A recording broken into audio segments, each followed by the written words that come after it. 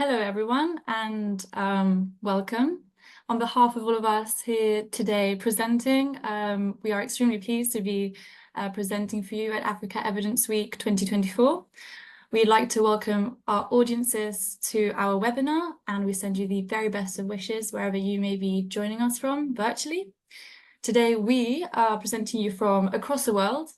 So from Ethiopia, South Africa, Cameroon, the UK, Ghana and Senegal. And in this session, we would like to share with you the work that we are doing as a partnership. This partnership is hosted by the Pan-African Collective for Evidence, and it's being delivered through a partnership with the MasterCard Foundation.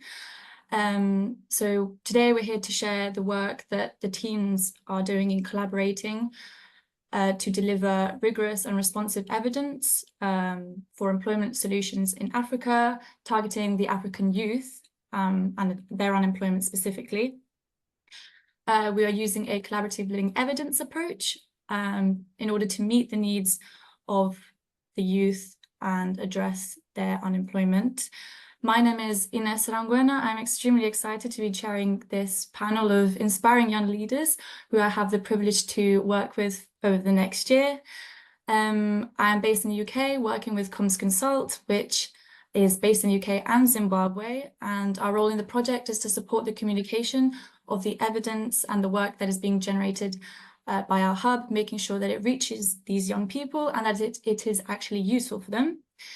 I'm going to pass over to Nkululeko Tshabalala from PACE to tell you a little bit more about our work before I introduce you to our other young panelists. Thank you very much, Nkuli. Thank you very much, Ines. I hope I am audible. It is a privilege to give an introduction to the Youth Employment and Evidence Insights Hub. To take you through aspects I'll be dealing with today very briefly. This is the agenda around what it actually is. Firstly, introducing our partners, meaning why there is a need for this employment hub, focusing on some of our activity areas, and then also going through very briefly what our structure looks like. So firstly, our partners, it's an 8-partner strong consortium that has come together to deal with a very important issue in some way to make sure that we can empower the MasterCard Foundation teams to deliver fit for purpose, rigorous and rapid evidence reviews. So we've got the Pan-African Collective for Evidence leading this consortium. We've got the Effective Basic Services from Cameroon. We've got CommsConsult from UK. We have got the Future Evidence Foundation from Australia. We have got PAX Africa, which is from Ghana. We've got Lattes EFAN, which is from Senegal. We've also got the Center for Rapid Evidence Synthesis, which is ACES from Uganda. We've got EPHI, which is the Ethiopian Public Health Institute from Ethiopia. And finally, we've got the Africa Evidence Network, which is based in South Africa. So why the need for such a consortium? The purpose around this really is to empower the MasterCard Foundation teams to work towards this goal around ensuring that 30 million young Africans are able to enter into dignified and fulfilling work by 2030. This is an important objective in the context of Africa, particularly given socioeconomic challenges that the continent faces. And then into some of the activity areas, we've organized this across 5 very distinct activity areas. And a very clear cross-cutting theme across this is the youth element and the extent to which we've decided to involve the youth, not just in our delivery of the rapid response service, but also other areas of interest across the partnership. So firstly is around ensuring that we've got a working administration, governance and management. Secondly is ensuring that we have enhanced capacity to actually deliver the demand-led co-designed evidence services. The third point there right in the middle is around ensuring that we've got a working rapid response service The fifth point is the incorporation of local evidence and indigenous ways of knowing, as well as youth voices, which is extremely crucial for this partnership. And finally, on the right is around the communication element to ensure that we communicate the employment evidence and ensuring issues around open access potentially for the evidence outputs. Around the structure then, to touch on finally, and also very importantly, it's about thinking about how we deliver this work in the next year.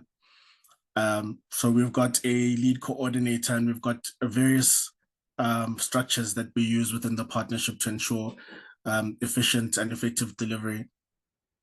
Once again, to highlight that a very important theme of our work and something that we're working on very intentionally is to make sure that we include youth leadership, or that the project is reflective of its own objectives. Importantly as well to highlight is this element around having an independent youth reference group, which will be made up of 10 members from the Africa Evidence Youth League. These members will be spread across the continent of Africa. They'll be working in different sectors, speaking different languages. So that's a very exciting initiative for the program itself. We'll also have much of the same around a working management team to ensure that the delivery is efficient. Ines, over to you again. I think that's it from me for now. If it helps to facilitate the discussion, I will stop sharing my screen. Thank you. Thank you. Yeah, so as Nkuli said, it's central to the project that we champion youth voices. So this panel today is a perfect opportunity to bring together some of the young leaders in our partnership, learn about their contributions on this very exciting platform that is Africa Evidence Week. So I am going to ask the panelists to introduce themselves briefly. Please can you share some of your motivations for being part of this project around delivering solutions for youth unemployment in Africa. Tell us a bit about yourself, where you come from, what your organization does, your role in the partnership, and then some of your personal motivations for tackling unemployment in Africa, what you bring specifically to the project, and also what your takeaways and learnings are from the project as well. So, Firmaye, would you like to start? Yes. Thank you, Ines. Hello, everyone. Thank you for having me. My name is Firmaye Bogale. I am from Ethiopia, and I'm currently working in the Ethiopian Public Health Institute, focusing on knowledge translation and evidence-informed decision-making. And I can generally say that I am an enthusiast when it comes to the use of evidence for action. So saying this, I have actually a couple of reasons that have motivated me to be part of this project. So the first is that youth unemployment is a very visible problem in our continent and in my country as well. And this has, as you might guess, a huge impact on not only on the young people themselves, but also on their capacity and ability to sort of contribute to economic growth or development. And as a young continent in Africa, where we have over 70% of population in the sub-Saharan Africa being under 30, this is something that should be tackled and that we have to focus on, or else it would have a devastating consequences. And so the very aim of this project of targeting youth unemployment and forwarding synthesized evidence for action and for solutions on this problem is something that really aligns with the general aim of working on evidence for solution. And I'm involved in this project as coordinating the youth integration work. So this all goes into the general aim of focusing on youth unemployment and also bringing evidence to the forefront. So while I'm involved in this project, I also bring in some of the experience that I have and the skill that I have around evidence syntheses and contextualizing different evidence to our sort of specific problems. And in addition to that, I also bring the being young in Africa, and also someone that has gone through the process of employment and trying to, join the working force at a young age. And not only this, the involvement that I have in this process also allows me to learn to work together across, as you've seen on the presentation, there are different institutions that are involved in this project. So that allows for a very fruitful or platform that allows us to work together and learn how we can collaborate. And at the same time, working on evidence, this platform or this project provides us an opportunity to provide solutions that would help young people in Africa who are having a problem, or who we would be instrumental into helping out, help them jump over the hurdles that they are facing and achieving a fulfilling and a dignified employment, which is, embedded in the work that we do. Yeah, thank you. Thank you so much. That is absolutely brilliant. Andile, over to you. Would you like to introduce yourself and tell us a bit about your work? Sure. Hello, everyone. Thank you so much for having me as well. My name is Andile Madonsela, and I am the Gender and Evidence Lead from the Pan-African Collective for Evidence, and we are an organization, NGO, that focuses on supporting evidence use. But I am also the coordinator of the Africa Evidence Youth League, which is a network of 45 young people from 15 different countries in the continent of Africa, who have come together to figure out the best way to strengthen the education system in the continent. And the reason why I am a part of this project is very similar to what Firmaye has highlighted. So, like Firmaye said, Africa does hold the key to the young people in Africa hold the key to its development. And this is because, like Firmaye said, we are quite a young continent, but this potential of young people in terms of them being able to come up with creative solutions to the problems that we are faced with every day remains very much untapped because of the high levels of unemployment. So we have a big problem on our hands. And where I come from, we usually say that there are many ways to kill a cat. And one of the ways to kill this particular cat is through evidence. So I do believe in the use of evidence to tackle some of the social issues that we have. And this is because evidence tells us what works for who, at what context, at what cost, and can help us to then implement policies and interventions that are more effective in tackling some of the issues that we are faced with every day. But another reason why I'm a part of this project is because I believe in the idea of nothing about us without us. So if you're going to talk about youth unemployment in Africa, include the young people within that consortium or that group to ensure that those youth voices are very much strong, so that we don't impose or come up with evidence or interventions or policies that actually don't speak to the lived experiences of young people. But another reason I'm actually a part of this project and want to sort of bring to the table is the Africa Evidence Youth League. So the Africa Evidence Youth League would be a part of this project by bringing in a reference group that would sort of look at the references or the reviews that we will be producing to sense whether the products that we've produced are actually sensitive to young people. Thank you, Andile. Just to follow up on that last point that you said, any learnings you want to share with us about the process of actually putting together a youth reference group, and how you've seen that it works, why it's worth doing? Thank you for that question. Yes. So I think when we were putting together this group, we wanted to ensure diversity. So that was very crucial for us. So diversity in terms of Francophone, Anglophone, diversity in terms of gender as well, in terms of age. So that was one of the priorities of setting up the reference group. But then that also does bring in a different sort of perspective to the issue at hand. But what I am learning is that young people are keen to make those contributions. They are very much ready to make those contributions, and they have very brilliant ideas of how we can proceed in terms of ensuring that youth voices are taken into account in with some of these issues. So it has been quite an interesting journey setting up that group, and we are just starting. So we're looking forward to what we will learn so that we can share some of these learnings with others that are trying to follow the same similar setup as far as ensuring that the work that we do really speaks to young people and young people can relate to it, and it captures the needs of young people. Thank you, Andile. Firmaye, if you ever want to come in at any point, please feel free to do so. If you are happy to, maybe we could open up the discussion to both of you, our panelists.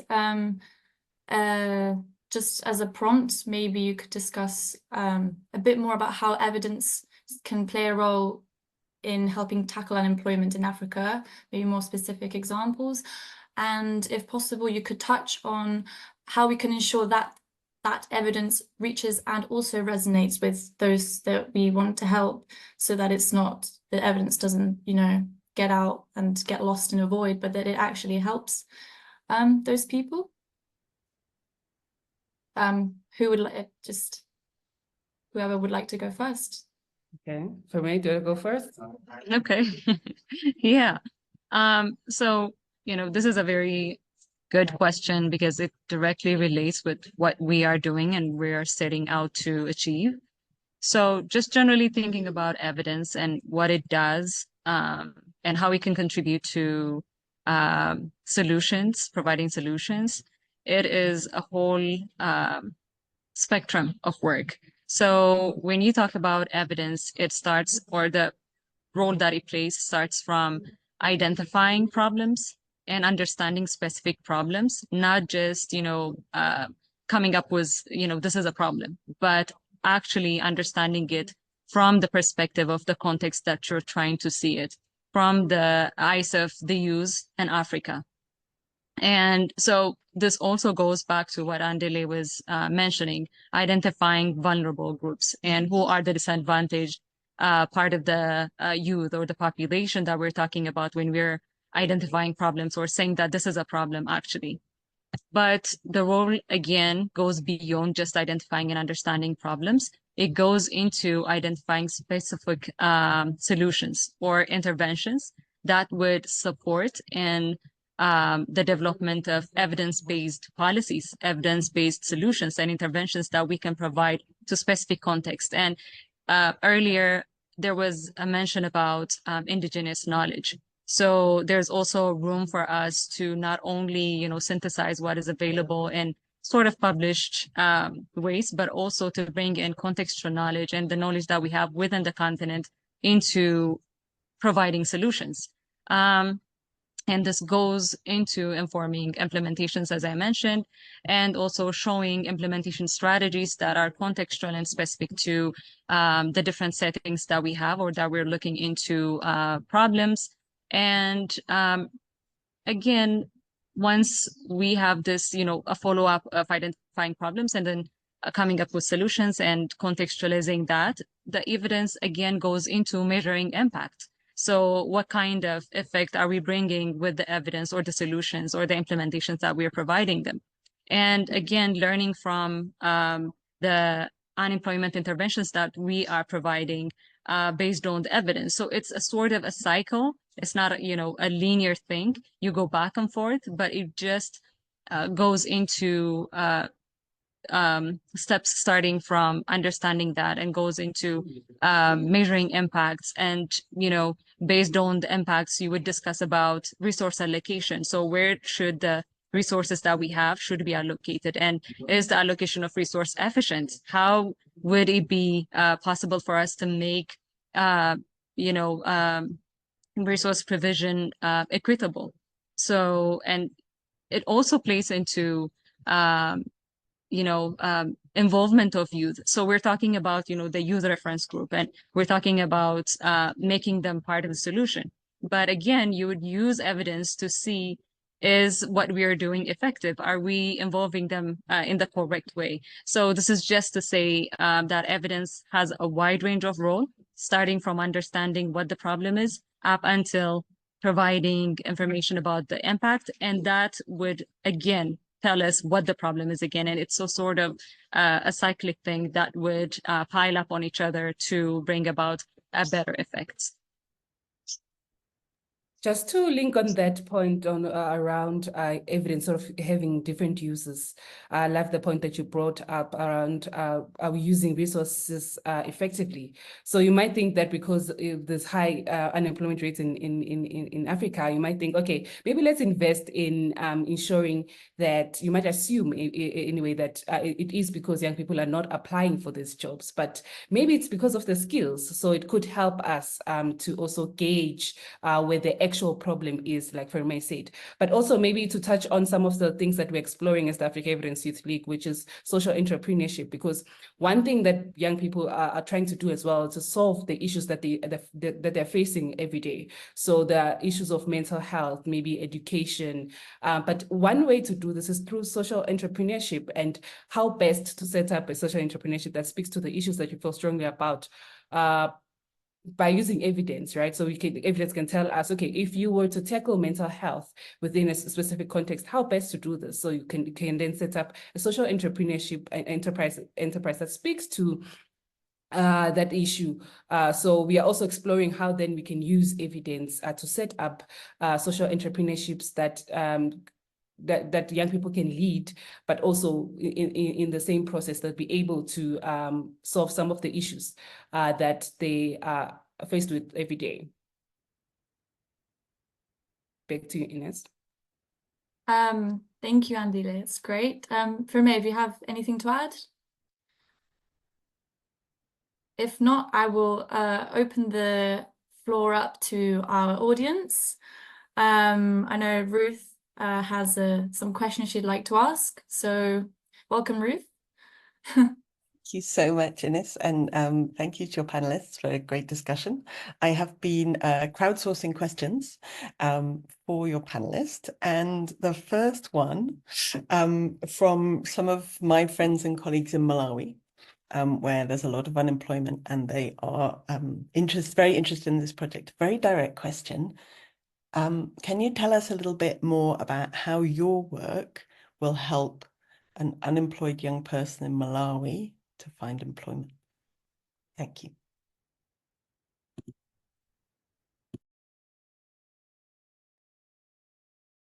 Firmaye, would you like to go first?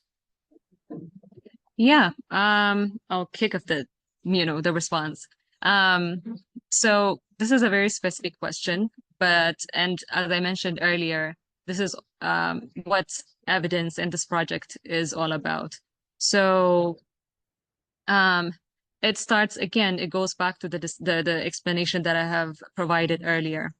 It goes back to understanding the specific problem in a specific context and what it means to a young person in Malawi to be unemployed and what is contributing to the unemployment. And this is different from, South Africa to Ethiopia to Malawi. So we would start with understanding what it means to be and what the burden is there and what is contributing to that. And that goes into finding solutions that might be global solutions, but again, we would go into contextualizing those solutions and try to see if those solutions that are global would really work in Malawi or not.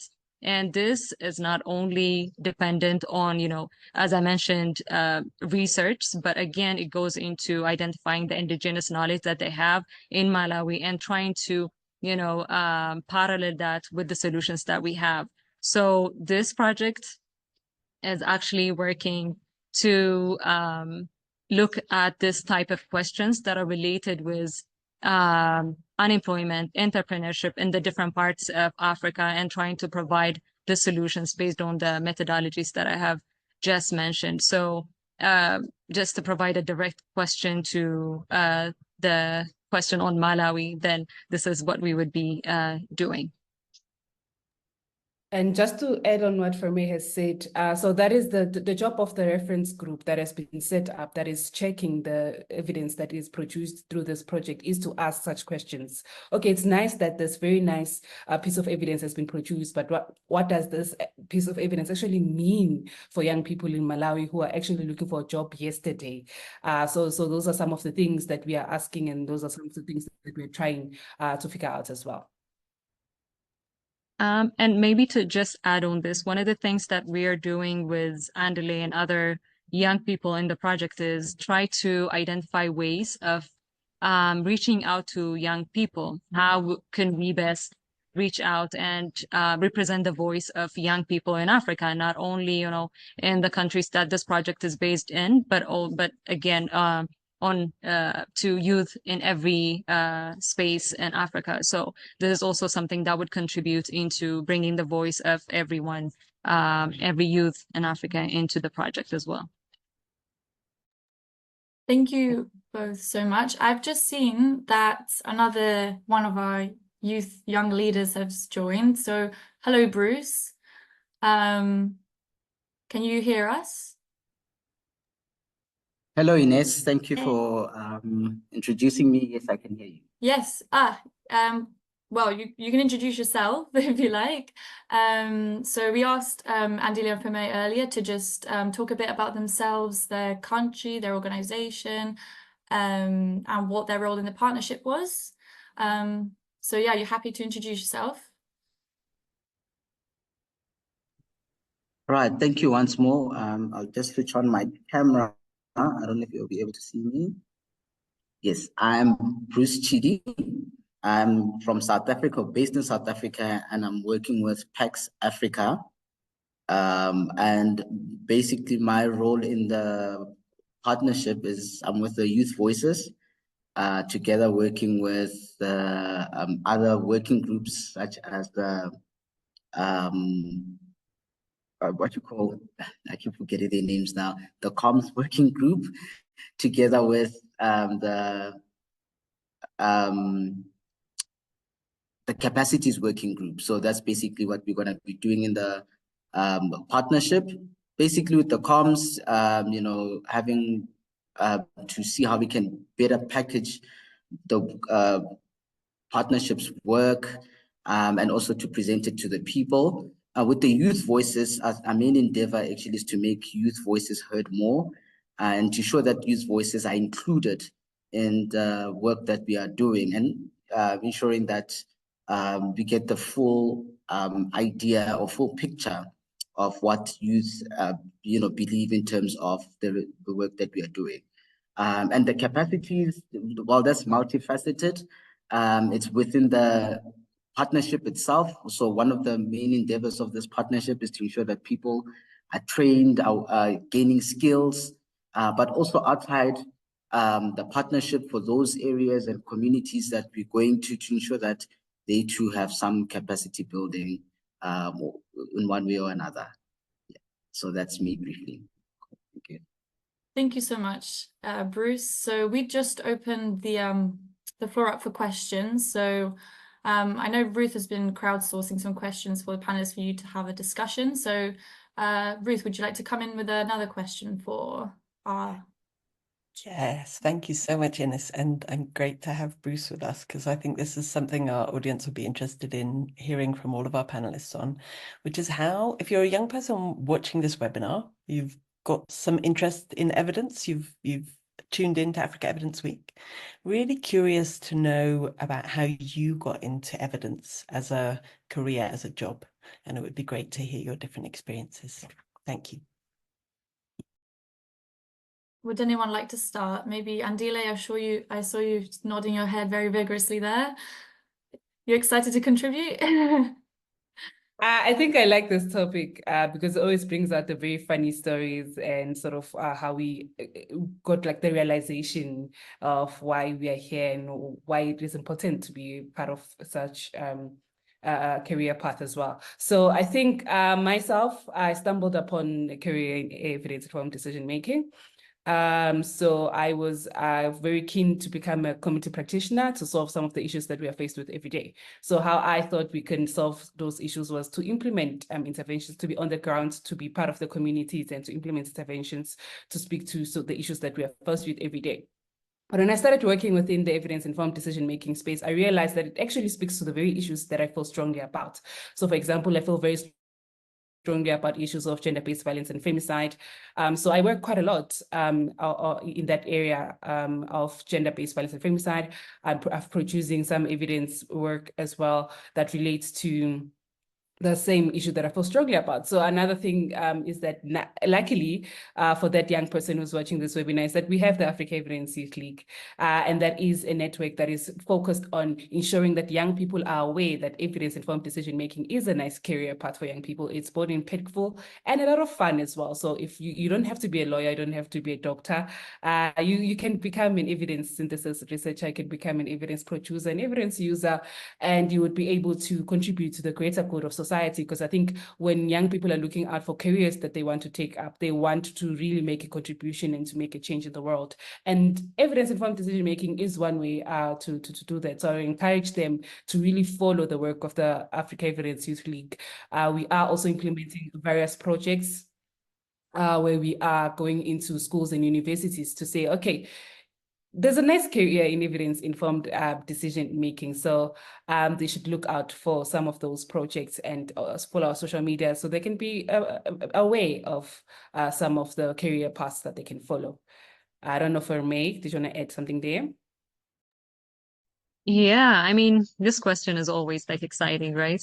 Because I have never heard someone say that I planned to go into EIDM and I stayed there. So I can tell you from my experience, it was sort of an accident that I got into EIDM. I used to work in a clinical setting and I was sort of a practitioner, and then I went into projects.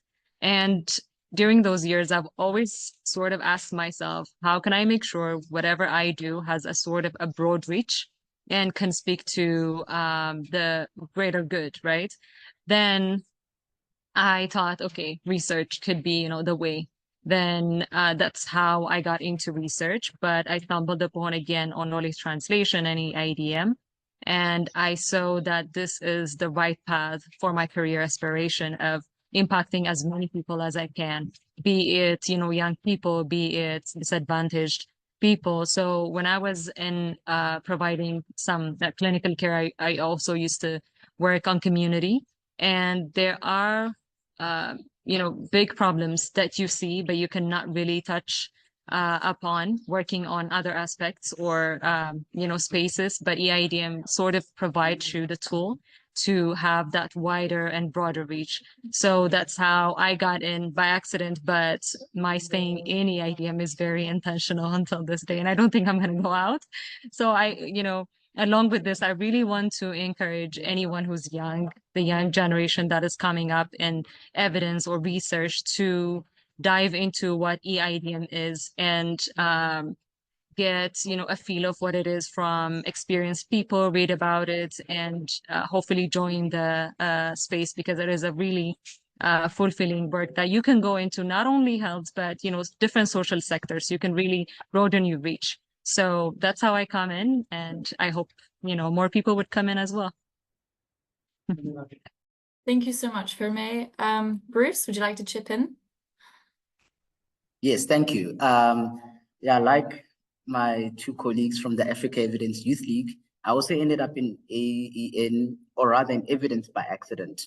I was looking actually to connect with other African people in the research space, because a friend of mine and I were really concerned about, the colonial narrative. So it was not really intentional when it comes to decoloniality, right? I stumbled across that when I signed up for the Africa Evidence Network. So the intention was to find other people who have positive stories to say about Africa, because we've only heard these negative stories, right? And then I came across the PAX Africa Corporate Evidence Leader Mentorship Program. And I thought this was a big opportunity for me to upskill myself, right? I would learn more about evidence practice, etc. So I signed up for the PAX Africa corporate evidence leadership mentorship program. And that's essentially how I found myself in the space. And obviously then there were more opportunities. Then there was an opportunity to get involved with the Africa Evidence Youth League. And then I took it upon myself to actually join, again, to connect with more people, but very importantly to see what people are actually doing, which is positive here in Africa, and to contribute to it. Thank you so much, all three of you. If you have anything to add to each other's comments, then please feel free to do so. If not, I will ask our audience if they have any further questions for our panelists. So I have one more question, and it's like Bruce has set this up.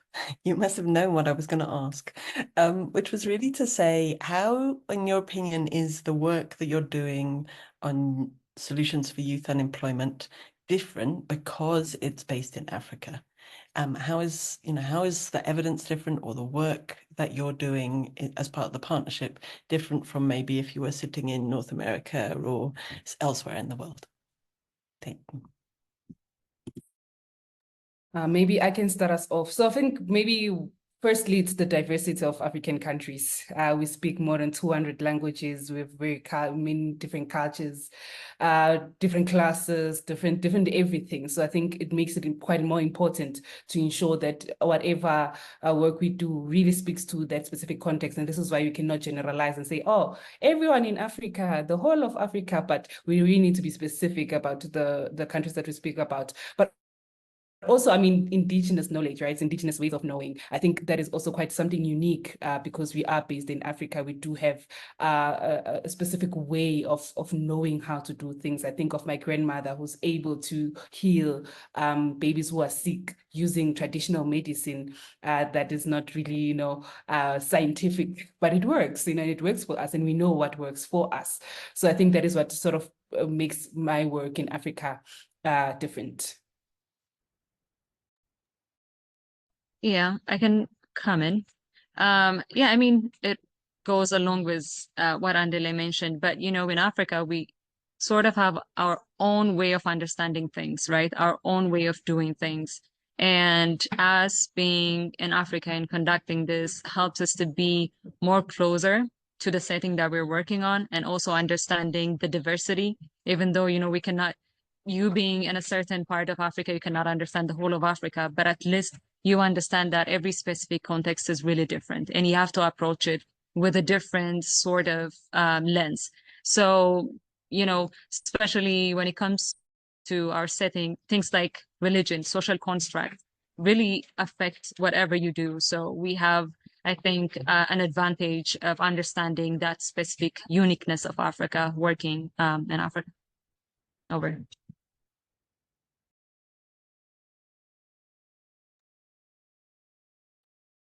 Cool. I think the idea of decoloniality is a very important one. I think last year at the Africa Evidence Network, Africa Evidence Week, it was a message which was really driven.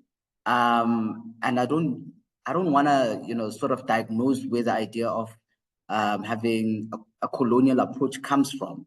But the idea that it's done by Africans for Africans, right, to understand their context, as both Firmaye and Andile spoke about, we understand their approach. At least you have some sense of insight, even if you do not know fully well, for example, how North Africans do things is quite, different or remarkably different from East Africans, Southern Africans, but at least you understand the concept and the context of the area. So what is respect, for example? It's very different and diverse in Africa to another, part of the world.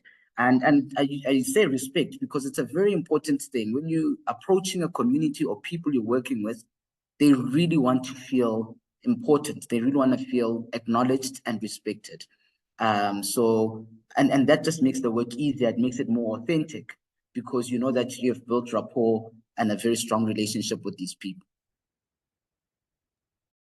Thank you, Bruce. I think you made a really important point at the end there. If you're up for it, there's one more question from the audience. I know I said that last time, but Go on, Ruth. Last one, I promise. It's a question about innovation. So we've heard about how this project is perhaps a bit different because it's in Africa, but also how is it different from maybe traditional systematic reviews or evidence for policy work that maybe you've done before? Thank you. Who would like to go for? Oh, Firmaye? Yeah, I'll just mention one thing that is really unique to this work. Of course, it's coming up globally, but there is this concept of living evidence where we're not only, synthesizing and bringing in research that is just done and, a done and go sort of response to a problem, but, it's an evident thing that problems change and also solutions at the same time change in time. So the evidence that we are working on is not going to be something that is stuck in time, but something that is updated from time to time. So you would find that solution and that response that we are providing to be relevant for any time that you're looking into it. So this is one of the exciting aspects of the project and also one of sort of a new thing that we're providing, I would say. Just to echo your point, for me, I think some people say that by the time you publish a systematic review, it's already outdated. we are not those people with this living evidence. But then maybe what I want to highlight is that this project is specifically very intentional about including youth voices. I've never seen that before, where we have an entire reference group of young people sort of assessing the extent to which the work that we do is sensitive to youth voices. I've never seen. Usually, we want experts in the field, and that's the sort of the advice that we go for. But I think I find it quite unique that we have been quite intentional about including youth voices. But then another thing is that we are also intentional about ensuring that there is youth leadership within the consortium as well. So I think we are intentional about ensuring that those young people that are part of the consortium have the skills that they need to be able to lead some of the work that we are doing. So I think that is also one thing that is quite unique about this project. Lastly, I think also the indigenous knowledge. I think we love the idea. I think I've never mentioned the indigenous ways of knowing, and everyone's like, boring. Everyone is very excited about the idea of indigenous ways of knowing, and I think we do not just talk about it, but we are actually trying to think about, okay, how best do we start incorporating indigenous ways of knowing into the work that we do. Over to you, Bruce. Right, Andile and Firmaye summed it up so well. It's brilliant. There's really not much that I could add on or even take away. Just perhaps to touch on the indigenous ways of knowing, I think what's really important to understand also is that indigenous to a, for example, indigenous to a South African is different to indigenous to a Swati, which is basically in South Africa. So I think it's quite unique in that it's not painting the whole continent with the same brush. Each region, each area we are working in has its own indigenous ways of knowing, its own indigenous ways of doing things. And, we try and bring that up as much as possible for all of them, so that everybody is actually equally represented. Thank you so much to the three of you. You've all made brilliant points and given us a lot to think about. So thank you. I'd like to bring Nkuli back.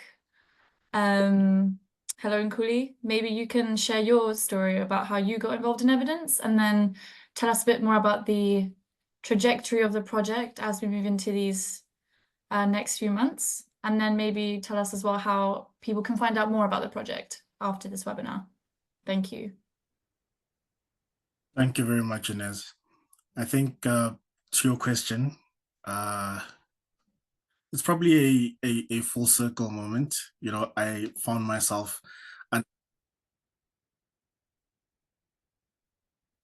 I could, very hungry, very young, very naive. So it was an interesting time in my life personally. But I think it's also a little bit accidental in that sense. I think growing up, I always wanted to do something very different. At some point, I thought lawyer. At some point, I thought like police officer. But I think the thread was always common around wanting to make a difference, wanting to inspire, wanting to drive home the message of Ubuntu and unity across the world, really. So I think this in some way also gives me the opportunity to write. Going into this space where there's an alternative or very different kind of research path, being interested in actually finding solutions to real world problems in real time and relevant contexts. So yes, I think that probably sums up not necessarily how I stumbled across this path, but more it means to me ultimately, because you know, I think where I am now in terms of my career really captures all of what I wanted to do in my younger years as well. So yeah. And on your question around next steps, I think really exciting. Firstly, thank you so much to the colleagues. I think that's, you know, your stories and your insights have been quite phenomenal and inspirational too. You know, it also brings together, I think, this idea around diversity and being inclusive, and, you know, hearing your stories and some of what you understand about the project really helps us a lot. As mentioned earlier, this is a PACE-led initiative, and so with next steps, there's still so much to do. I think the teams are raring to go as well. So it was quite interesting to also hear that the youth reference group is quite excited, because I do think that they are a vital cog in making sure that we are relevant in our production of these outputs and in our engagements, not just across the partnership, but with all our stakeholders. So that's pretty much the next step. The next step is really around working and moving more towards finding these solutions and being innovative more than anything. So the innovation element, I think, is also quite important, and it's cross-cutting, because this partnership, I think, is innovative in its very nature for the number of partners that it brings together. But in terms of the delivery and how we plan to make sure that we deliver all of these evidence reviews in the time that we do have. So while we know that, you know, a year is a very short time in some instances, and that there's quite a lot to do, we're very excited to get going and to pursue this piece of work. We are happy to engage on social media as far as we can. We're very excited to also get going in terms of our engagement with the MasterCard Foundation teams. And I think generally we're in a good place. We're in a confident place, especially. I think this session, this webinar, has also reinforced my confidence in the number of colleagues that we have who are ready and willing to go. And it'll be really amazing to tap into the expertise and their motivations at the end of it. Thanks, Ines. I'm not sure if I missed anything. No, thank you so much. Just to, all is left is to wrap up, I guess. So any last comments from you and Nkuli? And also, please, could you share your screen maybe with the contacts and hashtags and everything, so that people after the webinar can go and learn more about us? Thank you. Happy to. Thank you, Ines.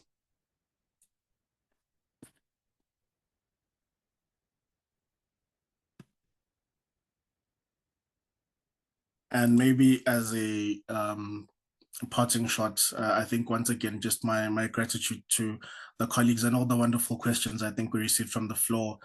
I think they definitely elicited a number of interesting conversations and insights from the panel. I think I'm confident in saying that, you know, what this becomes is no longer a program or project, but I think a milestone, not just in all of our careers individually, but, you know, in providing solutions that are context specific and relevant. So I think it's a very exciting part. Once again, extending my gratitude to both the audience and to the panelists who were able to join today. And to you for such a wonderful job chairing this session. Thank you. That's very kind. I'd also like to thank the panelists for making this so easy. I learned so much from you, and I'm really excited to carry on working with all of you. I find you all extremely inspiring. So thank you. And thank you to our audience for watching us virtually, and I hope you learned as much as I did, and that you will stay in touch. Thank you. Done. Thanks for stepping in and answering fantastic questions. I know you're all in different parts of the world. Well done, Ines. You are brilliant. And thank you so much, Bruce, Andile, Nkuli, Firmaye.